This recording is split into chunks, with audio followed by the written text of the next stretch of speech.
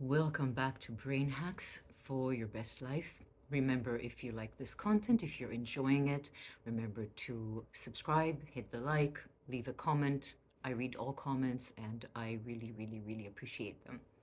So, today, anger management 101.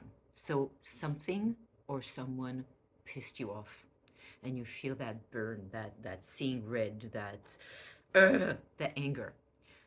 So anger in it for itself is can be an adaptive feeling, right? Because it's there to tell us that not all is sitting well with us and there is something we need to look into.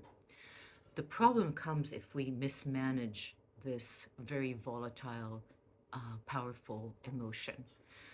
What do I mean by mismanage it? If, for example, instead of describing it or sharing it with another person, we dump it on the other person, if we take action, if we go from 0 to 100, and then we end up saying the things that we could regret later, or we take actions that can cause irreversible damage to ourselves, to our relationship, and that's a terrible thing. We don't want that.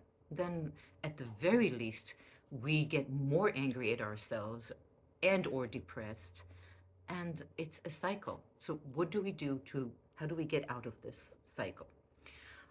From my experience, completely suppressing anger doesn't really work. That's my personal clinical opinion, because the anger itself doesn't go anywhere. Even if we try to forget it or suppress it, it's there. And then I think that at times we risk that the anger will pop up again in a way that is, again, not within our control, such as in a way that we become passive aggressive, or we develop a personality that is overall hostile or sarcastic all the time, and that's not fun for anyone either. So prepare to be amazed. Here's the trick. This works.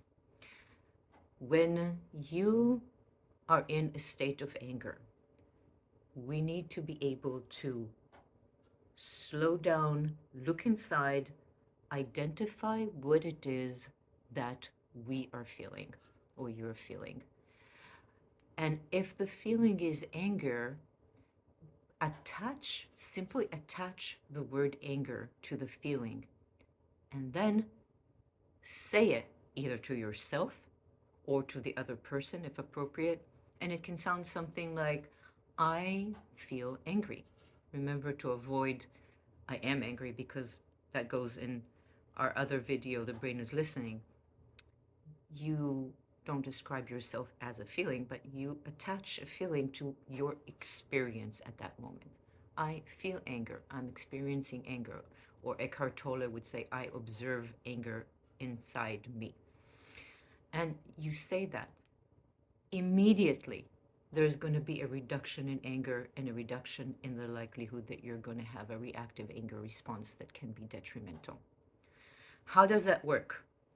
Neuroimaging studies of the brain show that when a person that is in a state of anger attaches the word anger and verbalizes it to themselves or someone else, there is an immediate reduction in the activity of that almond-shaped structure in the brain called the amygdala, which is responsible for the fight or flight response.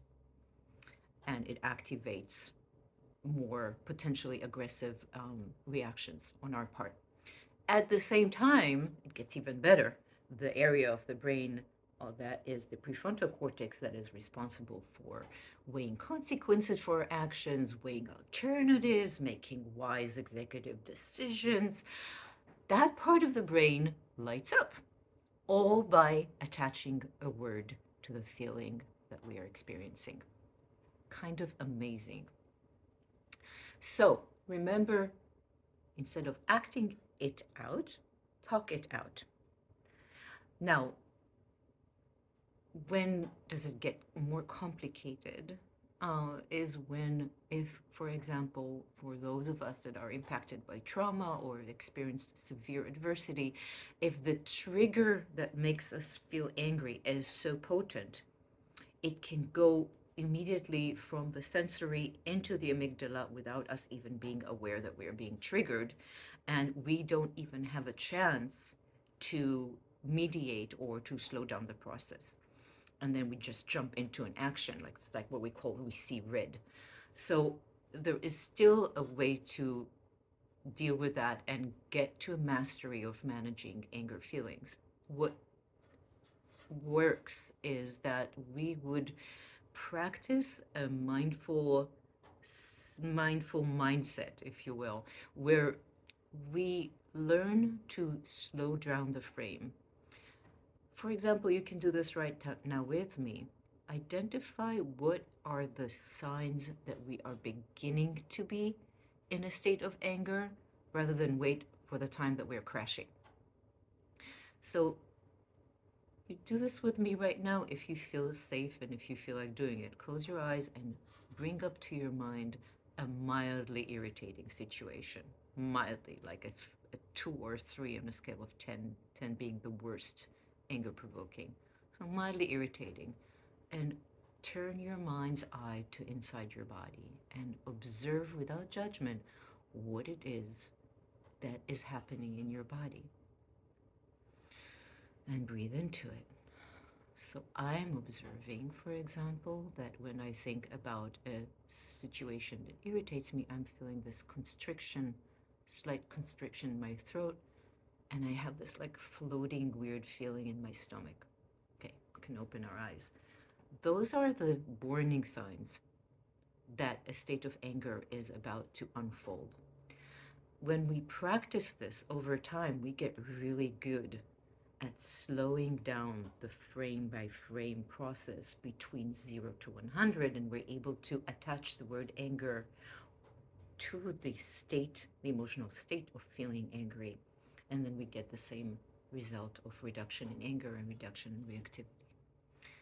Okay, my loves, until next time, take good care of you, and I'll see you soon. Bye.